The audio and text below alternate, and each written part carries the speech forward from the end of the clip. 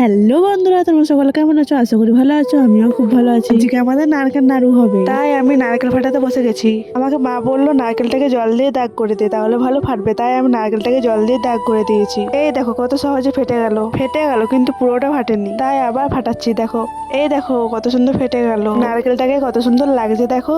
আমি এইদিকে নারকেল ফাটাচ্ছি আর ভাই ওইদিকে জল খাচ্ছে। দেখো নারকেলে, এইদিকে আমি দেখো নারকেল কুটতেও বসে গেছি। আমি আর কুটতে পারছিলাম না বলে মাকে বললাম, মা একটু কুটে দাও। আমার কথাটা শুনে মা বললো যে আমাকে তো আমি কুটে দিচ্ছি। এই দেখো মাকে কুটতে দিয়ে দিয়েছি। তোমাদের কাদের কাদের নারকেল নাড়ু হয়েছে অবশ্যই কমেন্টে জানাও। এইদিকে দেখো আমিও নারকেলের জল খেতে বসে গিয়েছি। নারকেল জলটা তো অনেক মিষ্টি, তাহলে ভাবো নারকেলটা কত মিষ্টি হবে। এই দেখো আমাদের নারকেল কোটা কমপ্লিট। নারকেলটা একটু রোদ পেয়ে বিকেল দিয়ে হবে নারকেল নাড়ু। তো বন্ধুরা এবার নারকেল নাড়ু হবে।